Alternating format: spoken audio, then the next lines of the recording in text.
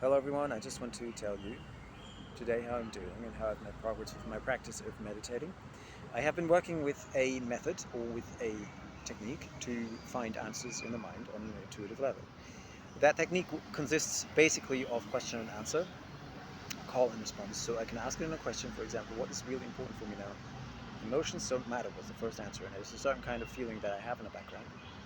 And then I can ask further stuff about those emotions and I can go on, for example, or I can ask further questions about the answer that I got, question and answer, and I can find further perspectives and I can learn about the causes of my inner processes and thereby can have a better connection and relation to my outside world as well. I have explained all of this in a video before. Now what I want to focus on is basically that I have made progress in some sense. So I feel better, I feel more at ease, I feel more at peace on the one hand. I can basically manage my feelings, so when I feel stressed I can basically regulate that. I can see the thoughts, look at them and work through the thoughts. I can also have a greater experience of creativity and basically wonder in life, which is not the full enlightenment as far as I get it, but it's something that is an expression of our, I want to say, infinite capacity to learn and to prosper spiritually. So that's the good side. I have been traveling a lot. I'm not well. I'm well enough to travel, but I see that I'm not doing well. And I wonder what I can do about that. I wonder how I can better my circumstances right now. This is something that I also want to share is that basically I have been practicing spiritual I've been how's that? I've been practicing spiritual practices. I've been on a spiritual path for a long time. That's it. I've been on a spiritual path for a long time, and that is to say, for over a decade.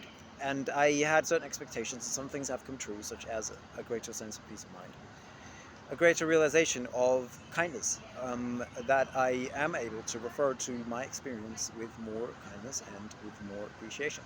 And this is very important and is actually the goal ultimately. On the other hand, I observe that I have made mistakes. So, for one, a mistake is to think that when we start to work with thoughts, that everything will become great. That we just change our lives and the outside reality will become a kind of blueprint of what we think is materially to happen when we are happy, such as having a huge house, having a certain kind of person around that has certain aspects in character and appearance that we think we may have a certain career when we are fully realized, that we have a certain sense of recognition, that people will show their affection and give attention. And I think that can be true. And also it can be true that that is not the case and that we basically just start to disconnect from our previous lives and become more aware of the spiritual reality we are in. And that we become more aware of what we actually spiritually need rather than seeking for preservation of one's physical well-being in the first place, seeking for approval from people in the way that we subconsciously imagine that it has to occur.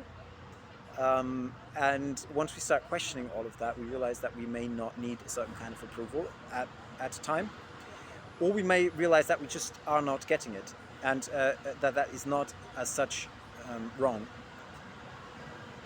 Yeah, but I also need to speak of failure. So that was also failure. I did not see this coming. I was not seeing that I would be living like this. I had a sense of this, and I had intuitions that this would be the case, but I was not aware of the fact that it would be that difficult in a material sense, that I have fear of just losing my health to a point where I am not able to travel anymore, but this could also be the case when I'm in a house. That's just the point. You never know. And so that's one thing. Then the other thing is recurring problems. I have still have a lot of sleeping problems. They are connected to. No, I will not specify here now, but I still have sleeping problems. And what I can specify is maybe that I just fall asleep sometimes, and I'm not happy about it. I don't wish this to happen. And I've been working through the mind, and I found answers time and again. I found answers and I realized, oh, these are causes for my behavior. But actually, the finding of the causes did not resolve the problem. It did make the situation better to some degree. Yes, certainly it did. But it was not resolving the problem altogether. And also the practice is not working in a way that I change my thoughts, and by the thoughts immediately or within a very short time span, all my problems disappear. This has also not happened in the sense that I'm just that I have a lot of material wealth, that my appearance is great, that I have a huge community. All of this did not really take place in the sense that I have all these people around me now, or that I have a sense of being outwardly understood, or that I understand humanity in a way that I can bring about the results that I think I need. And I'm still on that path. And can you follow? So there is basically, I did not get all my wishes fulfilled. Now, is that a sign of ultimate failure, or is it rather a sign of a path? Is it a sign of being on my way? And I would say that it's both. I would say that I'm on my way and that I've also made mistakes. And I recommend that the best thing to do is, or a very good thing to do, what I conclude now, is not to become identified with results. So if I get a result, hey, wow, I have insights now. And now it must be easy. Now I'm safe. Now everything's great. Now I can just go travel. Now I can just do things. I would say just stay vigilant, stay aware that you are reacting like that. And then work through that as well. And what else is it? And if you don't have results, and if it's a failure, then just become aware of that, and work through that, and work through the causes of that. And also look for outward help. Be prepared, make a plan. When you travel, nowadays it's maybe different than 2,000 years ago when the Buddha walked the earth, and other spiritual guides. Also when Jesus was there, it was another time, so you need another preparedness to travel. That's what I concluded. And you need to think about how you actually protect yourself when traveling in an adequate way, especially when you get very tired, when you don't pay attention, when you're traveling on your own. All these things that I would recommend really to think about making plans, even though I find it hard to do that for myself. I seek to do that more now. That's the decision I've made, and that's the conclusion I've made. And a mistake is it depends. I don't know how much I made a mistake, but something that can be underestimated is actually the aspect of planning something, and maybe being some sort of a yogi. So yogi is more like it's not martial arts, but in a sense it is. So saying, okay, being out here is not just going for a walk. It requires awareness. It requires awareness, and it requires preparedness. And I don't know, I have the impression that this is a mistake many spiritual practitioners make, is that there is a great sense of imagination and creativity, and a great sense of awe, a great appreciation for spiritual experiences, and that there might be a forgetting about the material necessities, even though I don't know if it would have made sense for me so far to really invest in all those other efforts, because I had spiritual stuff to do, spiritual work to do. And so it was very important for me to look inward. I didn't know which results I get. So what I did differently from anybody I know was basically that I started to look at thought patterns, which was not a big thing when I started. I didn't know anybody do that, and nobody talking about it, basically. Now people talk about it. I'm very happy about that. I wonder where it's going, though. I wish everybody all the best. I don't know how I contributed to people talking about that more. That's very good. It's just the question is how we actually deal with the thought patterns. Do we stay in an intellectual approach or not? But I cannot really advise people on that. I don't know what their needs are. I think there are different ways for different people. So there are people now here. I'm traveling. I'm in a park right now, and the importance is to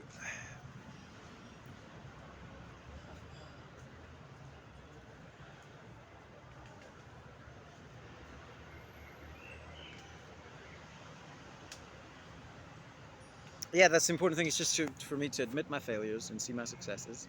And a success was the spiritual insight. It was more compassion.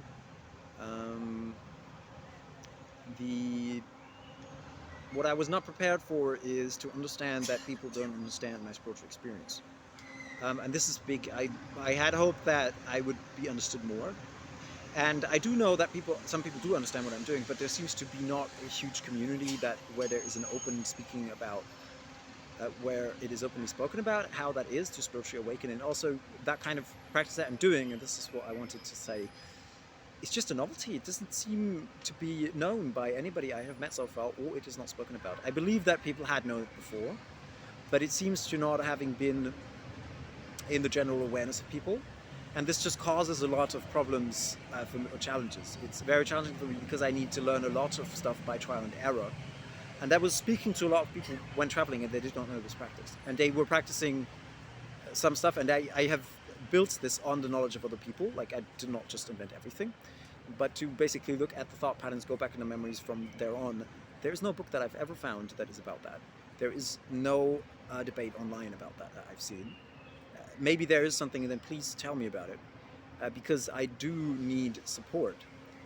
And this is also, I'm very surprised by the fact that people just have a very hard time relating to my way, which was different when I played music. There was always a standard how much people actually appreciate my music.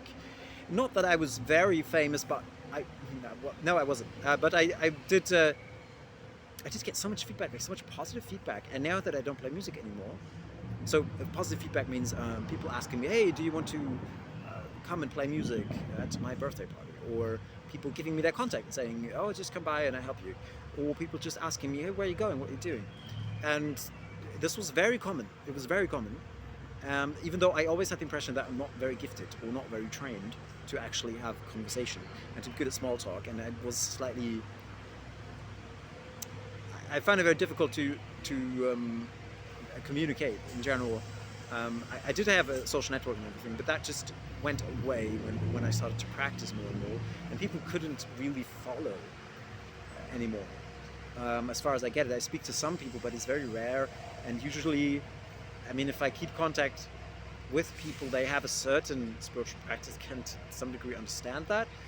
I think I could find communities to debate my practice, even though I have not found a community doing my practice at all. So I...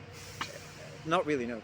That which I'm doing not. I have heard of some practices where people seek an alignment of the thought, the emotion, and the intention, the heart, soul, and mind, if you will, in some sense.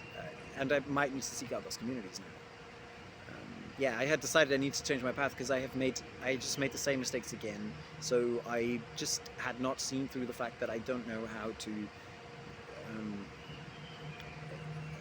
estimate if my intuition is adequate to go to a place and sleep there or not. That I just had the impression I should not have been that trusting in my inner guidance. You know, like this is actually important. Like, because people say listen to your heart, I say nah, don't. Like listen to listen to it, but don't make it your god. Like, don't make your mind your god. This is important. Like, your heart is actually not the highest authority, and your mind and your heart. Okay, your heart is your emotional center, and the thoughts, the mind is the intellect.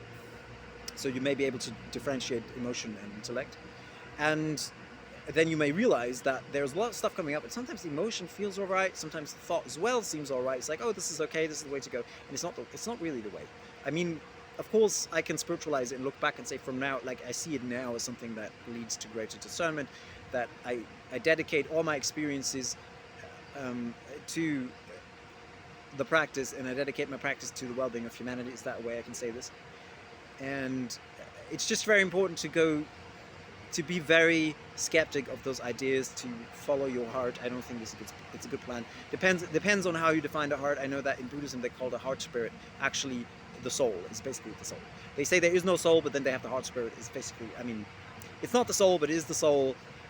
And then of course some people say there is no soul because there is ultimately no physical entity to point to. Yes, of course there's no soul, but actually, yeah, the soul goes back to theism, and then the breath of God is the soul, so which the breath of God is basically, that's something very spiritual. It's actually not a physical reality. But what I'm trying to say is that it's even, yeah, if there's any thought in the mind, I recommend that it's always good to check anything, even if it sounds and seems like the most holy thing you've ever encountered. Just say, wait a minute, this could be a trap. Well, it's, oh man, should I say trap? This could be an illusion. Could be an illusion. and that could be identified with thought patterns that are not working, that are not serving my goal, which is serving humanity, serving the highest good, right? And I mean, that's the point. I didn't feel so good. Yeah, but I think I can share that. So that's the conclusion I have. Is there anything else that I wanted to share? Anything good that you could do? Yeah, just be very careful with the practice, because this is something that I don't have a lot of experience with. I mean, in the sense that I have a huge community to actually debate with. What I do have is my mind and the people that I meet, and I meet a lot of wise people. To which degree they're wise and what wise ultimately means, I don't know. But they do listen and they do question me and they ask questions about what I'm doing, and they want to hear about my life, and that does happen. And they give me feedback, but they usually don't have experience with what I'm doing. That's very rare. I would need to travel and to see if I can find more places where there's more work with the mind. Sometimes I just had the impression I had another focus, I had another way, and it was not what I wanted to do. And by now I see though that I would need maybe a community to really go on from now, at least some people to give me feedback, and also help me to just, when I'm traveling and I don't have the full overview of where to go, and I don't, and maybe that they can point out, hey, look, you're going that way. I think it's better now to not go that way. You go the other way, something like that. So, I would suggest, basically, I would suggest to go the other way or something like that. I would suggest to consider this again. What else is important? I have introduced my practice with in the videos before.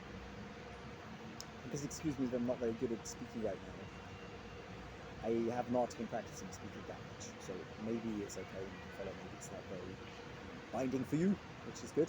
I want to release the bondage. But then again, I would like to also speak in an entertaining way to some degree, even though right now it's really just to share the very content, and also to share it with people who maybe have really a calling to listen right now, rather than just people who would be entertained by it.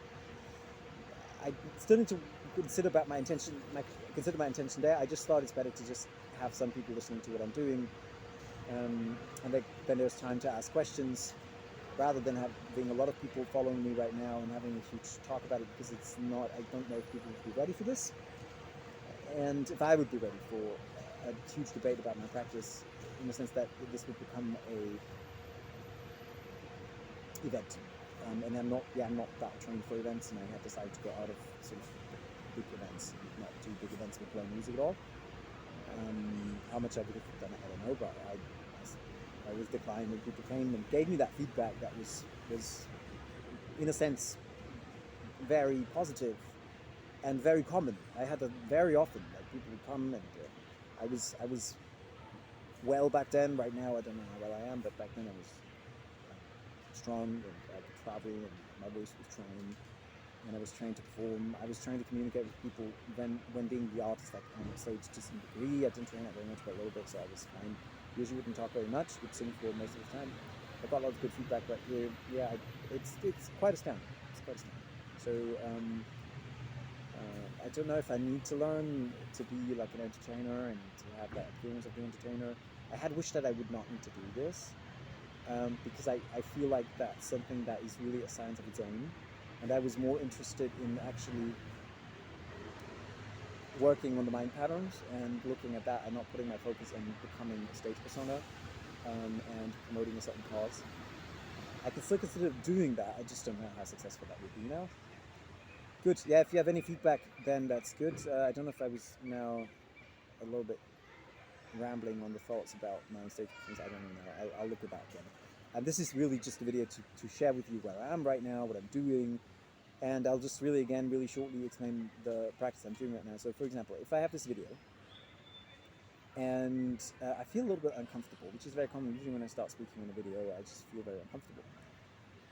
It's not huge, otherwise I wouldn't do this. If this would be like really sort of like, oh my gosh, this is completely off, I wouldn't do that. But there's like a certain kind of pain.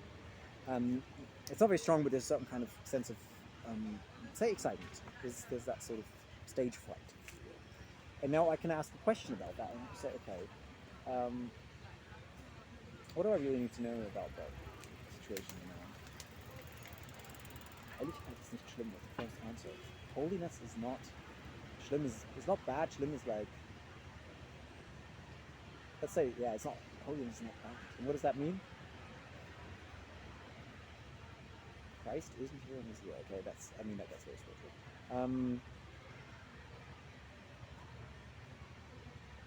Yeah, I don't know if this gets anywhere, because I don't want to talk too much about religion right now, but what does that mean that Christ is here and he isn't here? Non-dualism isn't a non-Christian thing alone. And why is that so? Because it's Father, Son, and Holy Spirit. And how is that now important? Oh, I'm always scared that Christians will judge me for it. Okay, why would the Christians judge me for this? Oh, they think it's not biblical. And why is that important? Actually, isn't that important?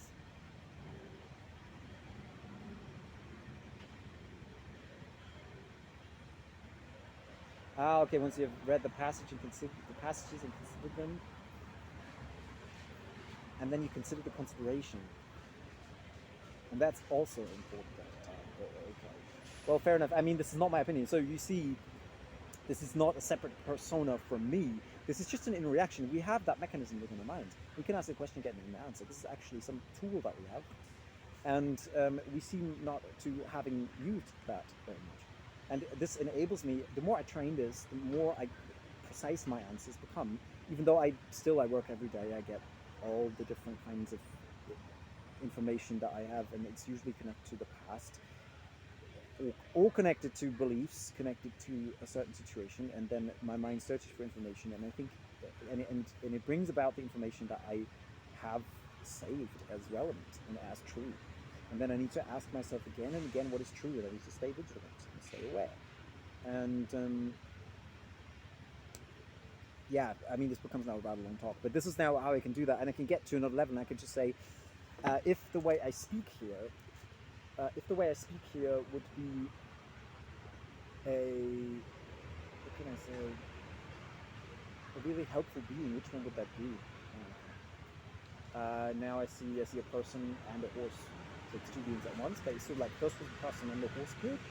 And this, so I can see the pattern. I always look for a pattern. This is important. I always look for patterns. So the pattern is, the answer is it's a person, it's a horse. And then, I don't know if this is boring to you or something, but this is how I see that. And then I observe the pattern and I say, okay, what does that stand for? There's first the person and the horse. Keineswegsschlechter das enthalten, was bedeutet das? Okay, so it says by no means bad results, and then I ask, what does it mean? So it's a little bit